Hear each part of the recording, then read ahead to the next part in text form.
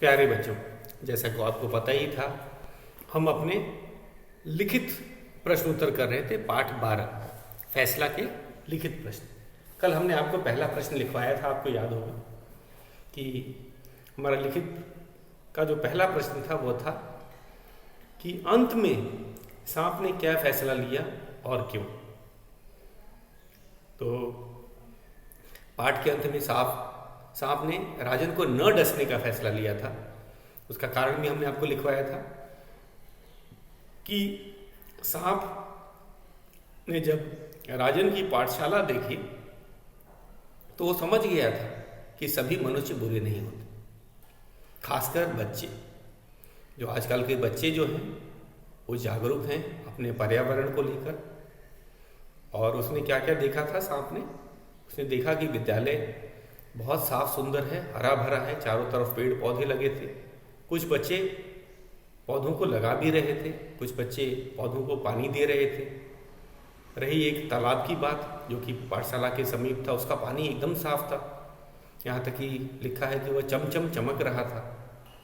तो सांप को समझते देर नहीं लगी कि सभी मनुष्य बुरे नहीं होते हैं, खासकर बच्चे जो होते हैं वे तो बहुत ही समझदार होते हैं और वे अपने पर्यावरण को की देखभाल करना अच्छी तरह से जानते हैं।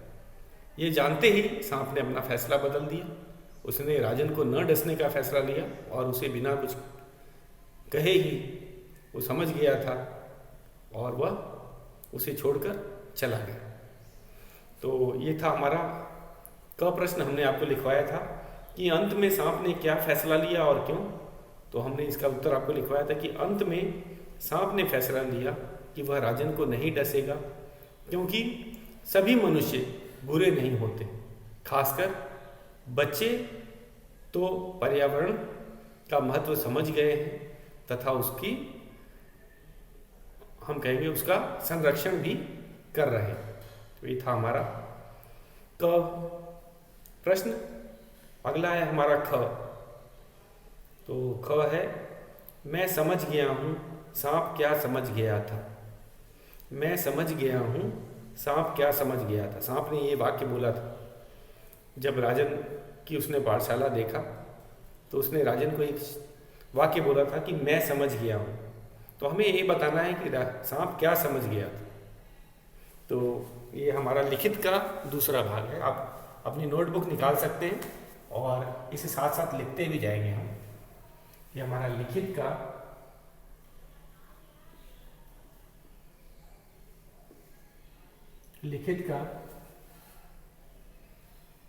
पहला प्रश्न है। अरे, लिखित का दूसरा प्रश्न है।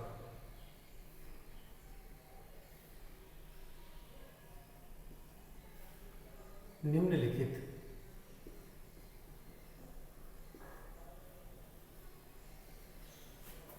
प्रश्नों के उत्तर लिखो।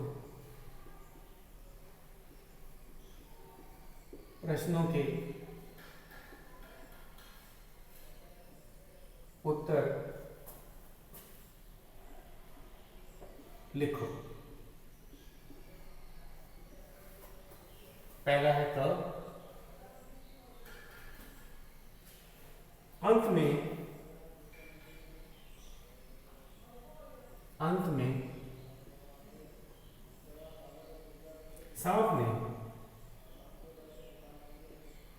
सांप ने क्या फैसला किया। मैंने क्या फैसला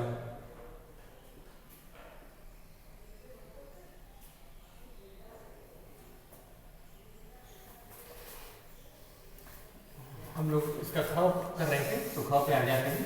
ख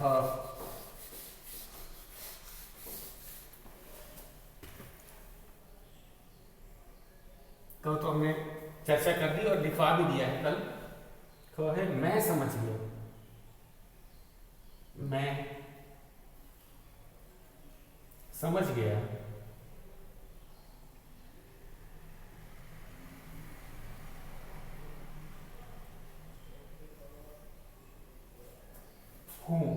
मैं समझ गया हूँ। ये सांप के शब्द थे, सांप क्या समझ गया? सांप क्या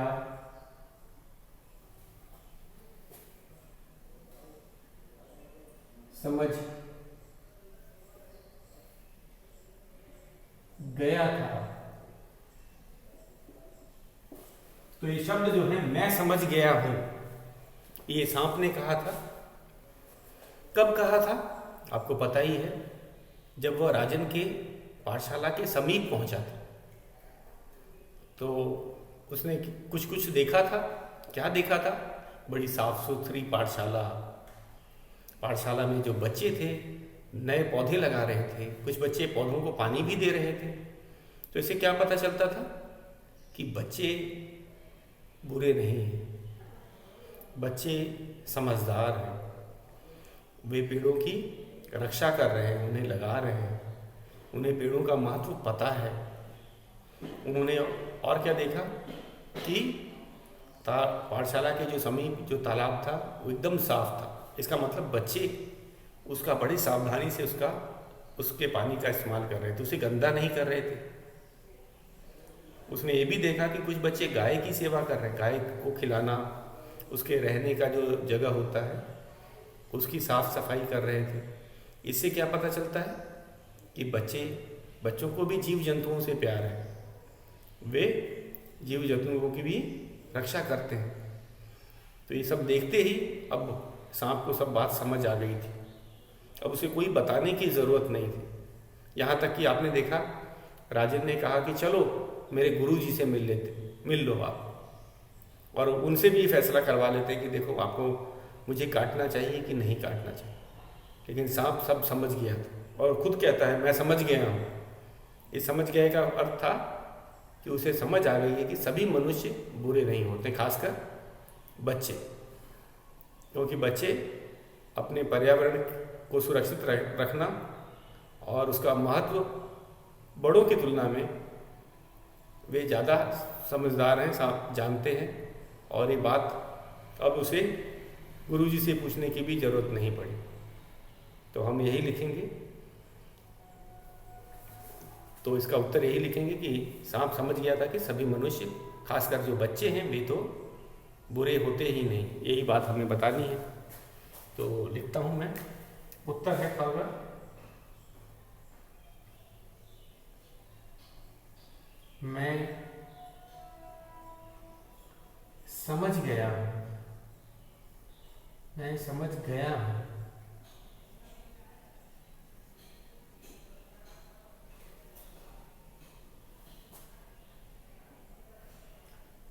सांप समझ गया था, सांप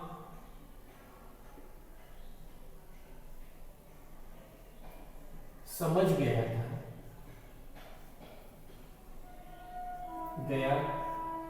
था कि सभी मनुष्य, सभी बच्चे, हम बच्चे भी डाल सकते हैं, मनुष्य के नहीं, सभी बच्चे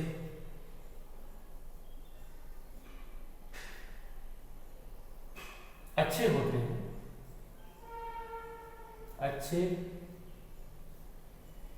होते हैं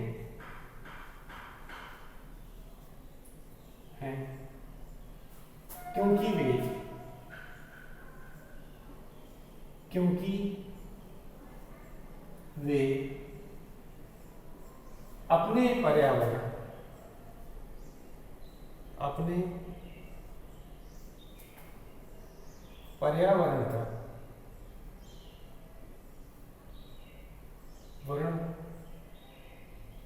का महत्व समझते हैं, समझते हैं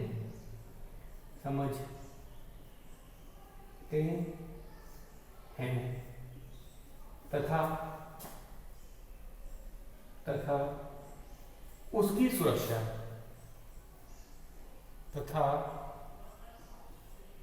उसकी सुरक्षा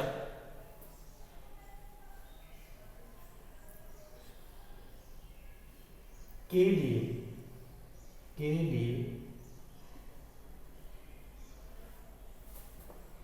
प्रयास करते रहते हैं, प्रयास करते रहते हैं, करते रहते हैं। तो ये था मैं समझ गया हूं का अर्थ। और ये किसने कहा था? सांप ने। तो इसे आप नोट करेंगे। ये हमारा लिखित का अंतिम प्रश्न है। ये हमारे लिखित का क्या है? अंतिम प्रश्न है। इसे आप नोटबुक में बड़ी सुंदर राइटिंग में लिखेंगे और आपको इसे याद भी करने का आज का गृह कार्य में दूंगा। अब हम करेंगे दूसरा है भाषा से। आपको पता ही है इसके बाद हम भाषा से संबंधित जो प्रश्न हैं उनको करेंगे। मेरे ख्याल से आपने इसे नोट भी कर लिया होगा।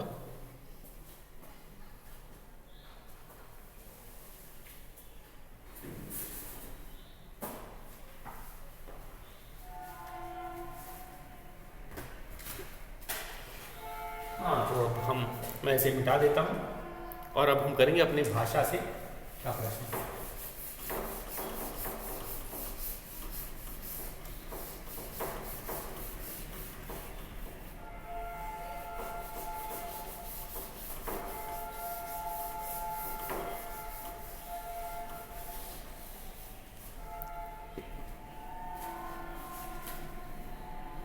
आपको पता भी है कि भाषा से जो होता है वो हमारा व्याकरण से संबंधित प्रश्न होता है।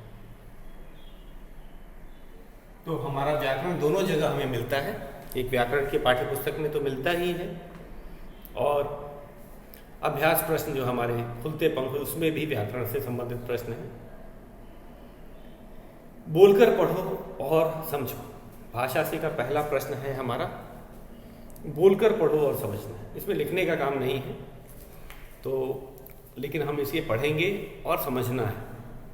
तो मौखिक रूप से हम कह सकते हैं कैसे है। तो लिख के मैं आपको बताता हूँ। पहला प्रश्न है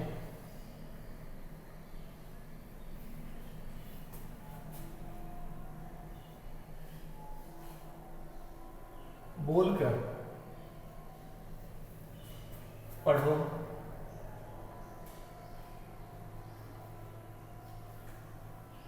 और समझो। और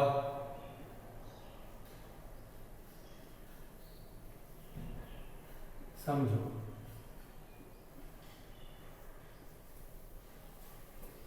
पहला है ह, दूसरा है फ। जरा इसका जरा ध्यान से देखिएगा। फ और फ। फ से बनने वाले कुछ शब्द भी हमें दिए हैं। पहले हम उसको लिख लेते हैं। फन, फल, फूल,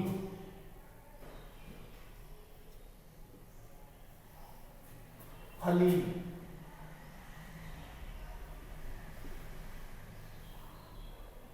फैल, फैल, फिसल, फिसल। उसके बाद है फाटक, फाटक। अब फ से बनने वाले शब्द हैं, याद रखना। फ फ। अब फ से बनने वाले हैं फन,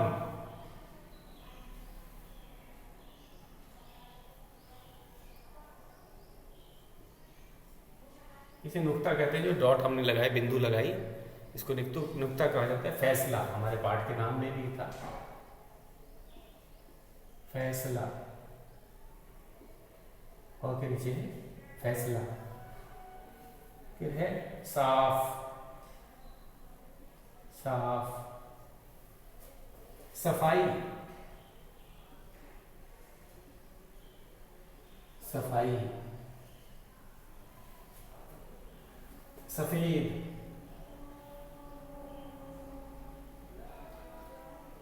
सफेद, फायदा, फायदा,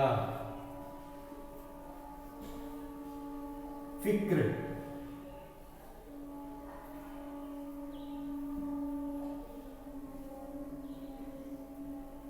फिक्र। और एक और चंद्र बिंदु से आप तो भली भांति परिचित ही हैं। इनसे कुछ बनने वाले भी शब्द पाठ के आए हुए हैं, मैं उनको भी लिखना चाहूंगा। ये है सांप,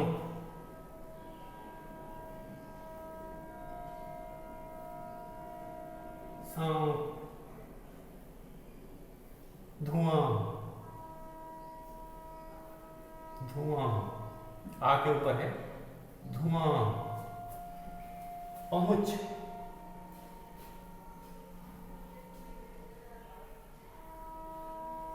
पहुंच, हाँ,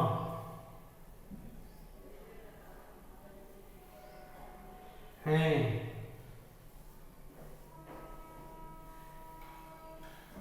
नहीं,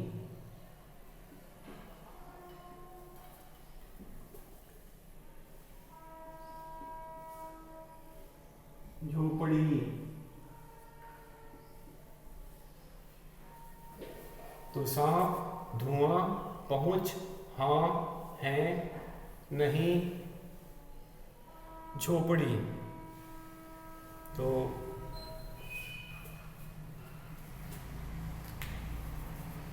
जब हम शिरोरेखा के ऊपर लगाते हैं तब अनुनासिक, ये चंद्र बिंदु को अनुनासिक भी कहा जाता है, इसके बारे में बता दूं। को बिंदु के रूप में लिखते हैं। कहीं कहीं हमने देखा जैसे ये यहाँ तक तो कोई मात्रा नहीं थी, लेकिन जब उसके ऊपर कोई मात्रा आ जाती है, यहाँ पे हमने देखा है में, लेकिन उच्चारण हम अनुनासिक का ही होता है।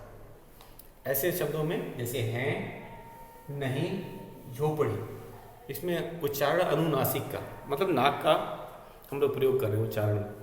जैसे सांप, धुआं, पहुंच, हाँ, इसमें कोई मात्रा नहीं थी, लेकिन हम उच्चारण किसका करें? अनुनासिक। अनुनासिक मतलब नाक का ही उच्चारण। हम अनुनासिक में नाक का प्रयोग किया जाता है उच्चारण में। लेकिन है, नहीं, झोपड़ी, ये मात्रा का आने के कारण इनको भले हम लिखते हैं चंद्र बिंदु की तरह नहीं है, लेकिन इसका उच्चारण हम अनुनासिक की ही तरह करेंगे। हैं, नहीं, झोपड़ी, तो इसको हमें ध्यान देना है। तो सबसे पहले ये दो महत्वपूर्ण हैं, बच्चे यही सबसे ज़्यादा गलती करते हैं। बच्चे क्या, बड़े भी गलती करते हैं। ये शब्द है, ये वर्ण है, जरा ध्यान से देखना। ये है फ, ये है फ, फ, फ। अंतर आपको आवाज से समझ आ रहा होगा। फ, फ, फ, फ।